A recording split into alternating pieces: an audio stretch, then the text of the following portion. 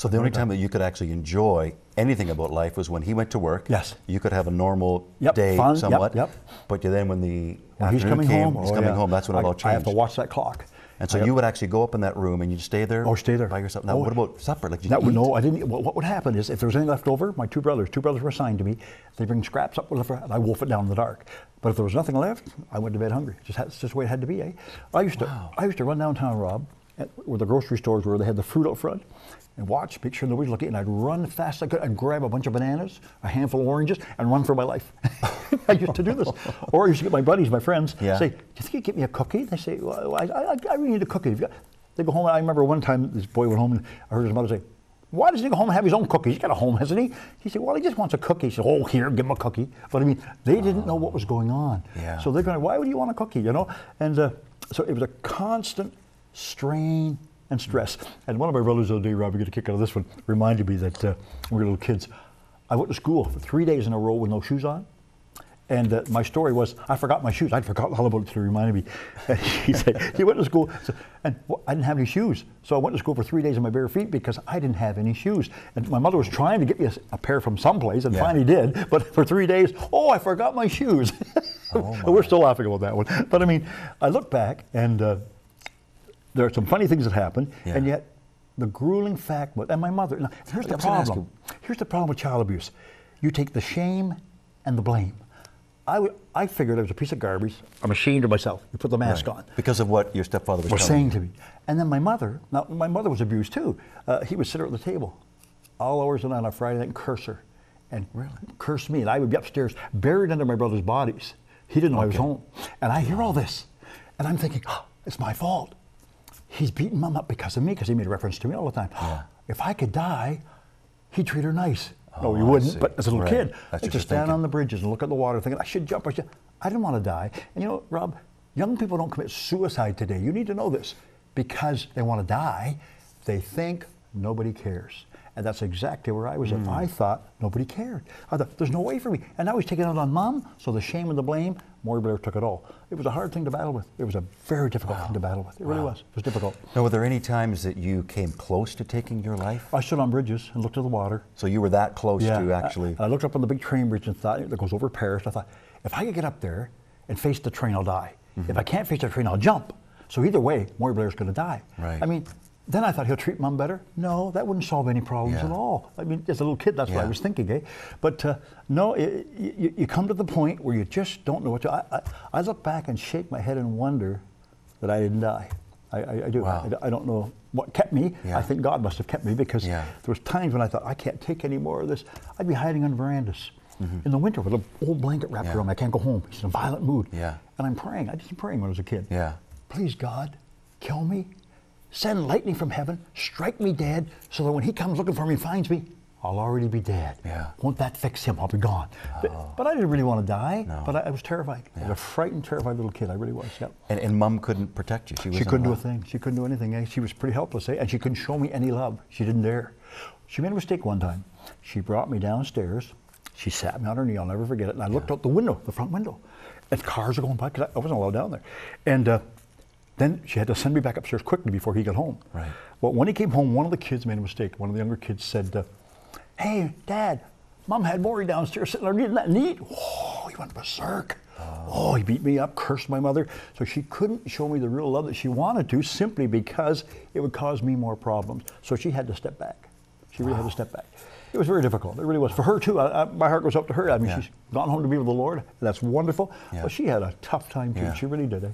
Now, what about, with all this going on at home, what about school, going to school? Like, did anybody pick up on this at school? It's hard to say. I think they did. Like, one time I pulled a real caper on one of my teachers in grade 4. And I deserved the strap. I mean, that's what you got in those days. The kids said, I have no idea what we went through. At any rate, she made me stay after school. And she said, you know what you did was wrong, don't you? And I go up and said, yes. You know what I could do to you for doing this, don't you? All these imaginations come to the right. Well, she said, I'm not going to do it. I'll probably never forgive myself, but I'm not going to do it. If you'll say you're sorry and promise to never do this again, you can go home. I was in shock. I mumbled an apology, and here's what she said to me. Maury, I know what you're going through in your home, and I don't want to cause you any more problems than you've already got. Really? And then she hung her head and walked quietly out of the classroom. She was my favorite teacher. Wow. Isn't that something? Wow. But she knew.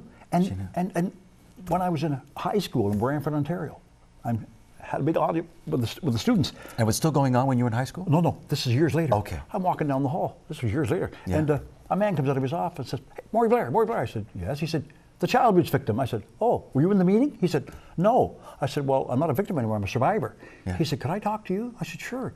So we went into his office, and his tears fell up. He said, "I remember you." I said, "What do you mean?" He said, "I remember you were a little boy." I said, "Really?" He said, "I lived next door to you for just about 6 months." He said, "One cold winter night, there was a blizzard, and I was looking out the window, Yeah. and I saw this little kid going by with just a shirt wrapped around him, no coat." And he said, "I couldn't believe my eyes." So I called my mom. Mom, quick, look this little boy. He'll freeze to death. We got to do something."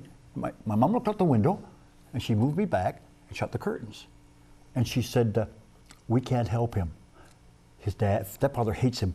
We can't get involved." And he said, "It was you, my. Maury. It was you." And tears came, and she said, "Can you ever forgive me and my family for not doing something to help?" And I said, "Man, you're forgiven. Let me give you a hug." I gave him a hug, and I gave him a copy of my book, Child of Woe. Yeah. And I said, "I'm not a victim anymore. I'm a survivor. God bless you, man." I walked down the hall. I looked back, and he was standing like, duh. Like you could, but you see, Yeah. he remembered. A lot of the police department, I know the police department, they caught us in trouble. One night, the officer wouldn't take me home because he knew I'd be in very serious trouble. Really? Yeah. So they were aware of it. So they were, but no one actually stepped in. No one to do stepped in to help me. No, I was on my own. No one stepped in. Yeah, hard to believe. Well, when did it end? Like, how did I'll it? tell you what happened. When I was 13 and a half, all of a sudden, things changed at our home. And I said to Mom, "How come he's not hunting me down?" She said, "I could run faster, of course, at 13 and a half." She said, "He's very sick. He kept drinking and he was very sick." Okay. And she said, "He's got to go in the hospital." So she said, "Just out of his way and he won't bother you." So I do. And I'm in high school. I'm 15 years of age. I come home one day and my mother says, "Maury, you got to quit high school." I said, "Why?" She said, "He's so sick, he's got to go in the hospital. He can't work. And if you don't get a job and help us, I'll lose the 5 younger children." So I had to get a job, quit school, get a job, and help the needs of the family for the next 3 years. And he's sick. He's sick and in the hospital. Okay. So I'm helping pick up the family. Really? So do you want me to tell you about how he was when he was dying? I'll never forget it. Yeah. My mother comes home from the hospital one day. He's in there, and she said, "Maury, he wants to see you." I said, "What? He wants to see you?" I said, "Why?" She said, "I don't know." I said, "I don't want to see him. Why would I go see him?" Yeah. She said, "Well, he wants to see you." So she persisted, like mothers can do, eh? And she persisted, and she said, "Go, just go." So I went with her. And there he's sick and he's dying. And I looked down to his sick, dying face. He may have weighed 65 pounds. And he looked at me and he said, asked me 2 questions. I was on morphine, so he was kind of fading it out. And Right. he said, the first one, "Will you change your name?" I'm in total shock. Change my name? He wants to give me the family name? I'm thinking, I can hardly believe it. But I guess he realized I'd stuck it out, helped him out. And I just said, "I can't do that. Too much has happened to me." Yeah. Second question, "Will you help your mother raise my kids?" I looked at him. And I thought of all the things he'd done to me, and then I thought, I don't want to be like you. And all I said was, "I'll do it." I went out for a cup of coffee and a cigarette. I came back 15 minutes later, and he's dead. He's gone. And I remember looking down into his dead face thinking, all the damage, all the pain, all the hurt, and he's gone. And it was the strangest feeling, Rob, strangest feeling, see him gone. Wow. And so I just jumped in and helped my mother, did the best I could to help with the family. Eh? So it ended there. That's how it ended, yeah. Wow. Now, just two things, Maury. Talking about the power of God involved. Yeah. I know your mom was an evangelist, but there was the story that you told me earlier about your stepfather was going to actually kill you, and That's right. something unique happened. Yeah, I was upstairs in the boys' bedroom. My brother and I, one of my brothers, were looking at watching the water rage by Paris. Those days, the water came right up, chunks of ice going by, and all of a sudden I turned to my brother and said, "He's here, he's here." He said, "Who?" I said, "The old man, he's here." I sensed it. He said, No, he's not even home yet." All of a sudden he leaped into the room in a rage. And he said, "Oh, you like that flood, do you?" He walks over and grabs him by the scruff of the neck. He lifts up the window. How old were you, sorry? I would be 6 or 7, in there somewhere. Hangs me out the window. So here I am, hanging out the window. And my brother's got his arms wrapped around his legs. Yelling, "No, Dad, no, you'll kill him, you'll kill him." And I'm hanging out there. And you know what I was thinking? Rob's crazy. I know. I was thinking, drop me. I'll hit the water. I'll grab a chunk of ice. I'll float downstream. And one of my 2 brothers who have been assigned to... You had a little plan. They'll get me out. They'll get me out. I'm not even dead minutes. Boy. All of a sudden, I heard another noise. And I looked past his raving face, and there was my little mom. There was a glow on her. She was downstairs, and she heard all this. She came up those stairs. I guess she'd been praying. Yeah. It's amazing. God hears the cry of the heart that's hurting. Yeah. And she stood with a glow on her face, and she pointed at the back of his head. And this little 5'2" mom, she said, "Cyrus, in the name of Jesus, bring that boy in and put him down." And I'm looking into his face, and I saw a look of horror come over his face. I mean, he was afraid of nobody. Yeah. But the look, And he brought me in, and he set me down, and he hung his head like a whipped dog and walked quietly out of the room. Wow. And I'm lying there on the floor. I guess I should have been thinking, man, was that ever close? You know what I was thinking? He was afraid. He was afraid. Jesus scared him off. He was afraid. Wow. That was the first impact deeply on my life that Jesus made on my life at that time. Wow. And we went to Sunday school and everything. Yeah. But, yeah. That was the moment. That was the moment right there that I thought, God must have his eye on me. Could he see me? It was amazing. Now tell us how you actually gave your life to Christ. Well, that was amazing. I was after my stepfather died, it was about a year later. Okay. And we were living in very, very difficult circumstances. I call it a shack. I don't know what else to call this place we were living in. And my mother one day handed me a book. She said, you got to read this book. And I said, what is it? I looked at the cover and it said, Stay Alive All Your Life. That's good advice. No, for you, by Dr. yes. Norman Vincent Peale. Okay. And so I took it to the back shanty and I started to read it. And I don't know what else to say, Rob. I had a personal encounter with the living God in that room all alone. He touched my life. Nobody brainwashed me. Right. Nobody talked to me. The Holy Spirit of God breathed into my life. I remember leaping up off the bed saying, that's it. That's it. That's what I've been looking for. I walked out of that room. My mother took one look at me and said, what's happening to you? I said, God was in that room back there, Mom. I just met him. My whole life changed from that moment on. Wow.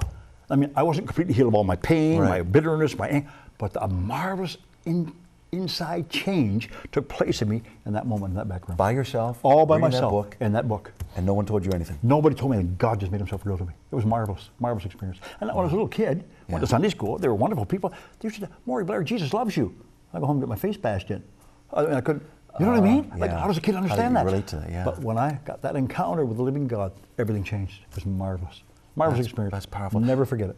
And you were how old that time? I was about 18 years of age. About 18 years of age. Yep. Helping out with the family. Yep, helping my mother. Yeah. And then all of a sudden, God comes into that space. Isn't it amazing? He's looking for us. Yes. We're supposed to be looking for him. He's looking for us. It's marvelous, marvelous. No, we're at 18. Yeah. You encountered Christ. I mean, did you get involved in church or what happened? You know, it was amazing. For a whole year, I got saved. My mother comes back. We're having beautiful meetings with God in that little shack. One day I said to my brothers are getting saved. It was marvelous how God brought them in. Okay. And so one day I said to my brothers, hey, we should go to church. They said, church? Why? I said, well, every Sunday I see people go by or go to church. And I said, well, where will we go? I said, where do you want to go? They named every church except the Pentecostal church that we used to go to. We were down the street, because they don't know it. And I said, well, what about the church right down the street? And they said, are you crazy? They'll all remember us. I said, yeah, but you remember how they loved us? Yeah. I said, why don't we go back and give them another chance to love us? So this whole gang gets up next Sunday morning and down the street we go. I have a dear friend, his name was John Richardson. His brother used to live right across the road from the church. Yeah. He's out reading the newspaper Sunday morning. He told his brother later, he sees this gang of hoots coming down the street. Where are they going? And we march up into the church. Well, he puts his paper down. There's going to be a riot. They're going to steal the offering. We walked in, Rob, walked down, took up the whole second row in the front. The place was buzzing. They didn't tell us till years later. They were a little embarrassed, but they were whispering, like, what are they doing here?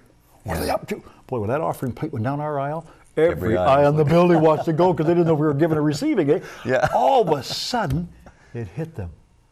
God's done something in these guys' life. And Pastor Jacko was our first pastor. Great mentor, great friend. Yeah. And he welcomed us. I was shocked. He actually welcomed us into the church.